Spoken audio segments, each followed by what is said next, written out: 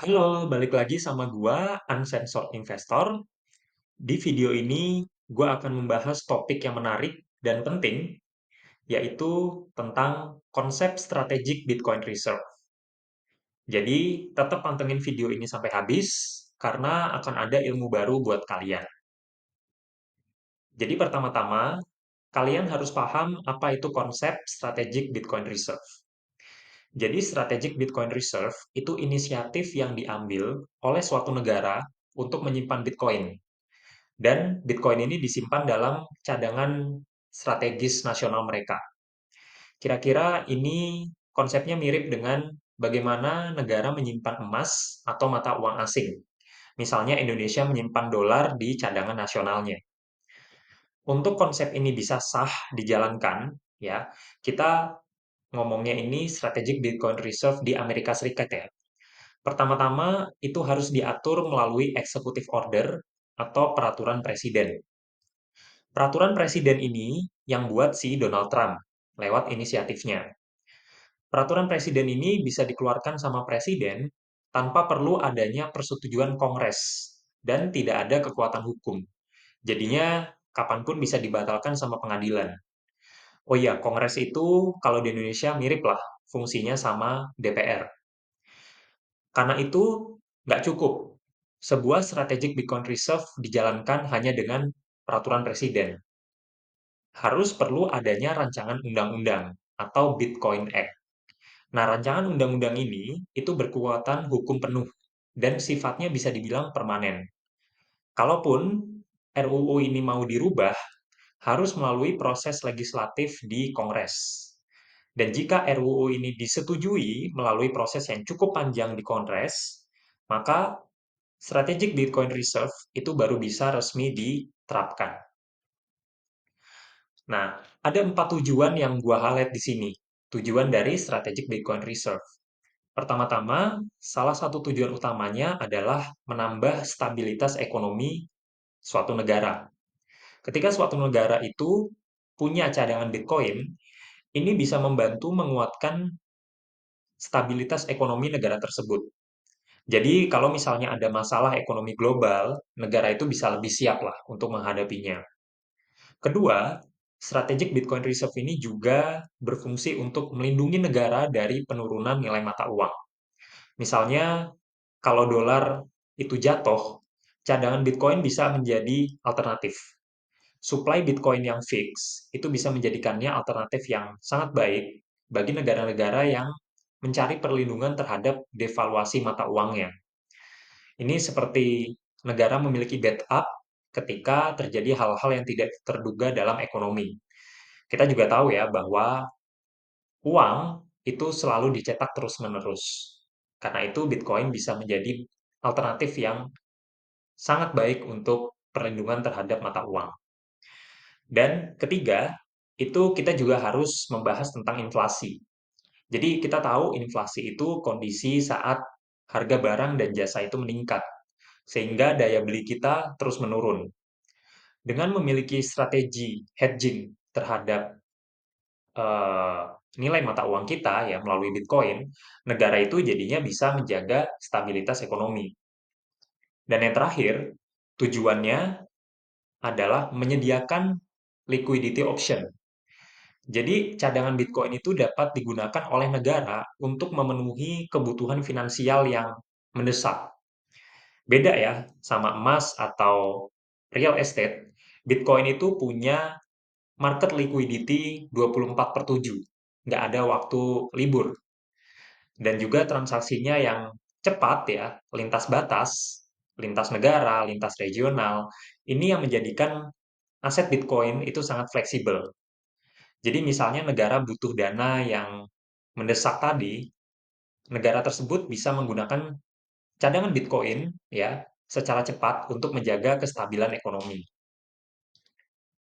Nah, tadi gue udah bahas ya, gue menyinggung untuk menjadikan strategic Bitcoin Reserve itu sah, itu perlu adanya peraturan presiden dan juga rancangan undang-undang. Kabar baiknya, Donald Trump itu sudah membuat strategic Bitcoin Reserve melalui executive order atau peraturan presiden. dan Donald Trump sudah menandatanganinya pada tanggal 6 Maret 2025. Oh ya, nanti gue kasih linknya ya, link websitenya di kolom deskripsi supaya kalian bisa lihat nanti, bisa ngebaca. Intinya, perintah tersebut menetapkan Departemen Keuangan di Amerika Serikat untuk mengelola penyimpanan Bitcoin dan aset digital lainnya yang disita sebagai bagian dari proses pidana atau perdata. Perintah tersebut juga mengarahkan Sekretaris Keuangan dan Perdagangan untuk mengembangkan strategi guna memperoleh aset digital tambahan, selama strategi tersebut bersifat netral terhadap anggaran dan tidak membebankan biaya tambahan kepada pembayar pajak di Amerika Serikat.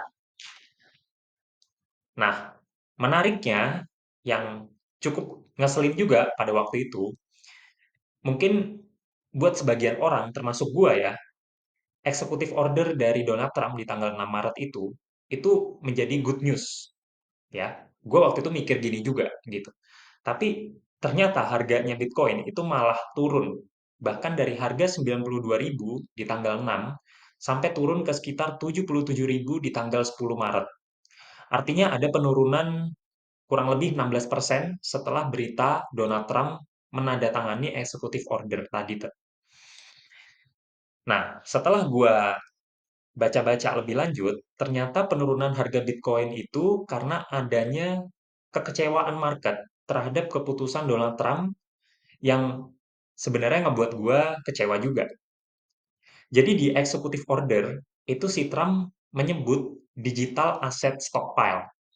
Artinya, tidak hanya Bitcoin, tapi juga kripto lain akan dijadikan reserve di Amerika Serikat. Walaupun di executive order itu nggak disebutkan kripto apa yang bakal masuk reserve. Tapi post Twitter Trump itu bilang kalau kemungkinan ada Solana, ada XRP, ada Cardano yang juga akan dijadikan reserve ya, digital aset stockpile tadi. Ini yang membuat market kecewa karena market itu berharap cuma Bitcoin aja yang dijadikan reserve. Yang kedua, ini yang menurut gue juga gak kalah bikin kecewa, adalah US cuma akan menjadikan Bitcoin yang sudah dimiliki federal government hasil dari sitaan untuk dijadikan reserve. Mungkin beberapa dari kalian ada yang udah pernah dengar kasus Silk Road, yang mana pemerintah menyita Bitcoin dari kasus itu. Ini juga membuat market kecewa karena tidak ada pembelian baru untuk Bitcoin, yang artinya tidak ada liquidity baru yang masuk ke Bitcoin. Padahal liquidity itu sangat dibutuhkan untuk mendorong harga Bitcoin naik. Nah, tadi gue udah bahas executive order atau peraturan presiden, tapi nggak cukup. Harus ada yang namanya rancangan undang-undang. Nah, kabar baiknya, rancangan undang-undang itu juga sudah dibuat ya, namanya Bitcoin Act 2024. Sudah diajukan di 31 Juli 2024 lalu. Ya bisa dibilang ini yang sebenarnya ditunggu-tunggu sama investor. Tapi kalau kita lihat statusnya, itu masih introduce atau masih di tahap baru diajukan atau diperkenalkan. Tapi prosesnya entah gimana berhenti di tengah jalan. Gue juga nggak tahu apa alasannya. Bisa jadi itu karena kurangnya dukungan di level federal. Nah, ini tambahan informasi juga buat kalian. Jadi, ini proses legislatif untuk sebuah rancangan undang-undang itu bisa disahkan melalui proses yang cukup panjang di Kongres sebelum akhirnya menjadi public law atau undang-undang. Ya, semua proses ini itu mirip lah kayak rancangan undang-undang kalau mau disahkan di DPR kalau di Indonesia. Sebelum nanti Presiden US itu menandatangani dan baru jadi undang-undang yang sah atau public law.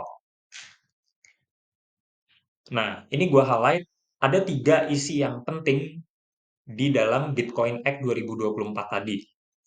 Pertama, itu RUU ini memberi instruksi kepada Departemen Keuangan Amerika Serikat untuk membentuk sistem penyimpanan Bitcoin yang aman, yang tersebar di seluruh wilayah Amerika Serikat.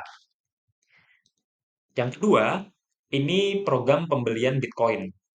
Jadi US itu melalui Departemen Keuangannya harus membeli Bitcoin sebanyak 1 juta selama 5 tahun. Maksudnya 1 juta Bitcoin. Dan pembelian ini dicicil per tahun, maksimal 200.000 Bitcoin. Nggak boleh lebih dari 200.000. Dan yang ketiga, itu Bitcoin yang sudah dibeli harus disimpan paling tidak selama 20 tahun lamanya. Kecuali untuk tujuan yang penting, seperti melunasi hutang federal. Nah, tadi gue udah singgung status Bitcoin Act 2024 yang mandek di tengah jalan ya, sangat disayangkan dan nggak ada kejelasan sampai sekarang. Kalian juga harus tahu, ini informasi tambahan ya, bahwa peraturan masa RUU yang masih berjalan di Kongres sebelum akhirnya bisa sah. Jadi RUU di US itu yang sudah diajukan di Kongres, tapi nggak disahkan, itu akan kadaluarsa maksimal 2 tahun setelah diajukan, atau selama periode Kongres itu menjabat. Kalau misalnya nggak disahkan juga, artinya otomatis rancangan undang-undang itu akan dianggap kadaluarsa dan harus diajukan lagi di Kongres berikutnya. Nah, kabar baiknya, Senator Cynthia Lummis itu kembali mengajukan RUU dengan nama Bitcoin Act 2025 yang baru diajukan di 11 Maret kemarin. Kita nggak ada yang tahu ya seberapa cepat atau seberapa lama RUU ini bisa disahkan hingga menjadi undang-undang yang sah. Ya, kita berharap semoga di tahun ini bisa segera disahkan dan artinya kalau misalnya RUU ini disahkan, Strategic Bitcoin Reserve itu akan resmi diterapkan dan akan ada pembelian Bitcoin baru di US. Kalau misalnya Strategic Bitcoin Reserve ini berhasil disahkan, ini bakal jadi sentimen yang sangat positif dan bullish buat Bitcoin. Dan harga akan bakal melonjak sangat tinggi. Karena ada liquidity baru yang masuk ke market Bitcoin atau permintaan yang signifikan, bahkan di level negara ya. Strategic Bitcoin Reserve ini yang juga bisa membuat negara lain itu FOMO, artinya pengen ikut-ikutan beli. Karena melihat US mengesahkan rancangan undang-undang ini. Ini lebih ke level psikologis ya menurut gua, yang mana US itu negara yang superpower saat ini. Dan US itu jadi role model buat negara-negara lain untuk mengikuti langkahnya. Dan juga dengan strategic Bitcoin Reserve ini berlaku, bukan nggak mungkin Bitcoin akan dipandang sebagai aset yang stabil atau safe haven aset sama kayak emas karena berhasil menjadi aset cadangan nasional.